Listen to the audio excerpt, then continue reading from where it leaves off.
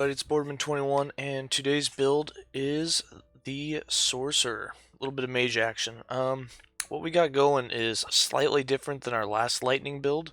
By slightly different, I mean the main damage skill is completely different. We're actually going to be killing things with focus and just auto-procking as we run around with static. So we'll just get into the skills and show how they work.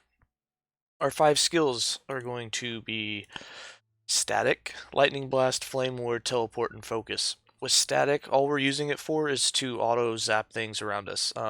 So we take the right side, we take Overload, which zaps nearby enemies. Whenever you're over 80 charges, it takes 10 charges to do a zap. You can reduce that here down to 5, and when you get it down to 5, you unlock Unlimited Power, which now instead of doing a zap, will now do Lightning Blast. It actually uses your Lightning Blast skill, and that's why we have it leveled up as well. And then it'll actually zap up to 4 extra enemies, so 5 enemies all at once, and it'll cost 160% more. I believe it's somewhere around like 12 or 13 charge cost every time it goes off. But yeah, it'll hit 5 enemies around you with Lightning Blast. As you know, Lightning Blast can chain, so let's get into that. We have it set up to we tried not to cost a lot of mana, but we also wanted it to chain. So we have 3 points in chaining for 6 mana cost, making the total cost of the skill 6. But we want to try and stay as full on mana as possible, so we didn't put a 4th point in there. Instead, we went with the 100% chance to do a lightning strike with the enemies that it hits in the area, a global lightning damage boost, and then an on-hit damage. And that's Lightning Blast. Flame Ward, we went for a lot of ward. We tried to keep the duration as long as possible, so we only put 1 point into concentrated shielding instead of 1 point into the missing health, because we're not missing health very often when it goes off. So 1 point there, and then maxing out those ones. We also went down towards the bottom. We went maximum duration. We also did a little bit of extra damage reduction. You can mix and match and do whatever you want on this tree, really. However you like to use Flame Ward. None of it's going to give you extra lightning damage. We went for a little extra protection, a little extra ward per second. Then we have Teleport. Teleport's just our movement skill whenever we're not channeling, because this is basically a channel build while we focus. That's how we survive, and we're not moving, so we don't really have resistance outside of channeling. So whenever we're done channeling or we have ranged mobs we need to get to, we just teleport on over. It's still set up to do 3 elemental novas. You can kind of run this however you want, because we don't spec into elemental nova, which means that it's not actually doing that much damage, but it's a little bit. So we went with decoys for a little extra protection, and then we just went with the elemental damage and the three Nova cast. We could switch it around and go complete into ward just to get extra ward every time we teleport instead of doing the Nova cast, but it cleans up trash mobs decently at lower levels. Then we have focus and focus. This is the main damage skill, and shout out to Caxius for showing me this yesterday. It's OP as hell. So when you come down here to the bottom left and you get this maximum mana equals lightning damage, you deal lightning damage equal to a percentage of your maximum mana to nearby enemies each second while you're channeling. So while you're channeling focus, you're actually hitting all the enemies around you for 15% of your max lightning damage. And then below that, the real damage dealer is you deal lightning damage equal to a percentage of your maximum mana to nearby enemies each second channeling while you're at full mana. So you get an additional 15% lightning damage. Now, that's 30% of your maximum mana. The more mana you have, the more damage will do. Caxius was running 600 plus mana yesterday and was one-hitting matriarchs. Like, it was, I think on the dummy, the training dummy, he was doing 100,000 damage. Like, it was crazy ridiculous.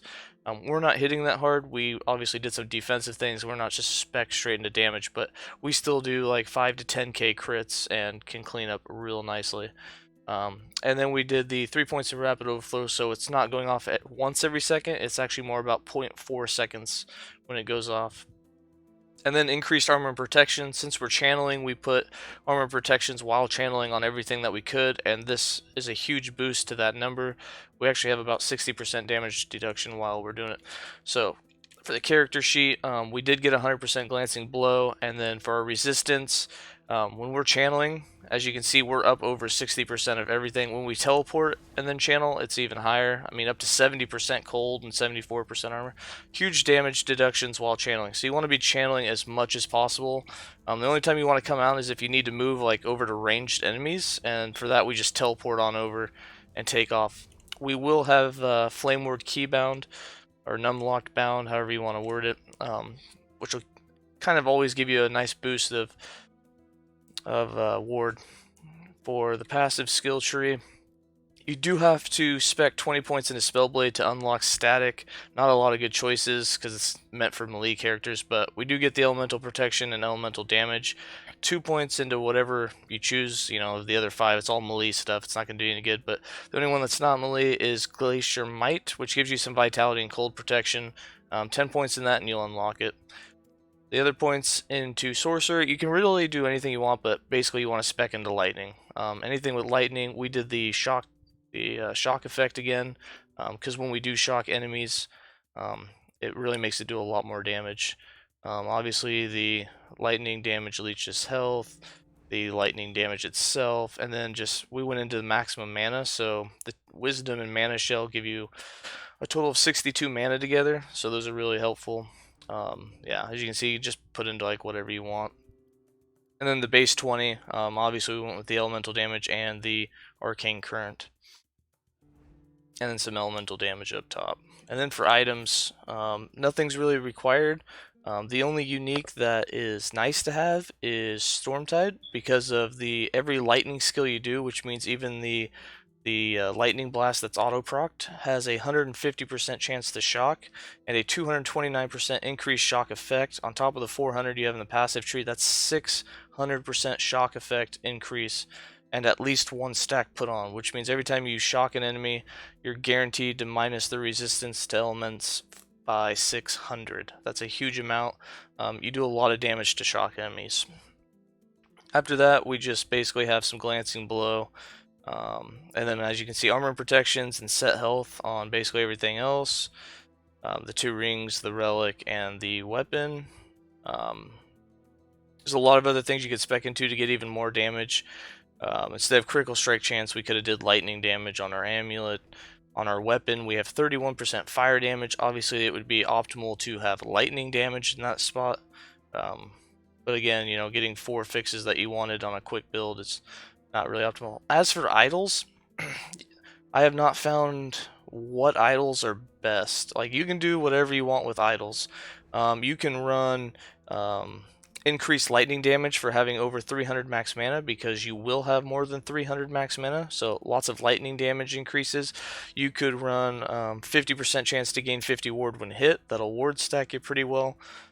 In our case, what we are running is 2.6% of spell damage leached as life while channeling. We have some 50% increased ward retention along with 50% increased lightning damage, because we have 300 max mana. And then the 2 that we're running that are the most important for us right now as we're trying this is this chance to gain lightning Aegis when hit. We have 8 and 6%, so there's a 14% chance every time we get hit to get lightning Aegis. And what that does is give us a 25% damage reduction and a 50% increase of lightning damage for, at last, it looks like about 4 seconds. So it's just an extra damage deduction. And that's all of it with that. Let's just let's roam a little bit. As you'll see, you just clear mobs out with recharge. You just sit there and just do massive amounts of damage. Whenever there's ranged characters like this, you'll just teleport over, start focusing again. And if you just want to run around, your auto-proc zap will just zap everything for you.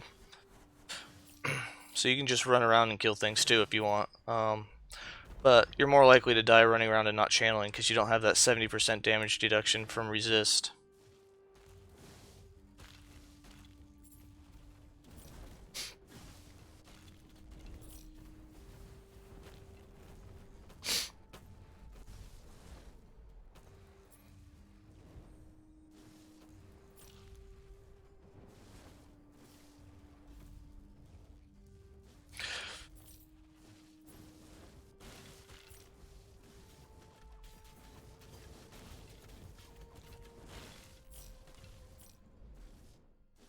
The nice thing is when that lightning blast hits, it chains, so it hits all the enemies around it, and every chain it hits, it does a lightning strike. So it's basically a proc is a like that. You can see it hit everything, and it did 2 hits at once, and it laid down shock, so it lets you do extra damage to them real quick. It basically shocks everything for you, so you don't have to worry about doing that with while you're in focus. And that's the build.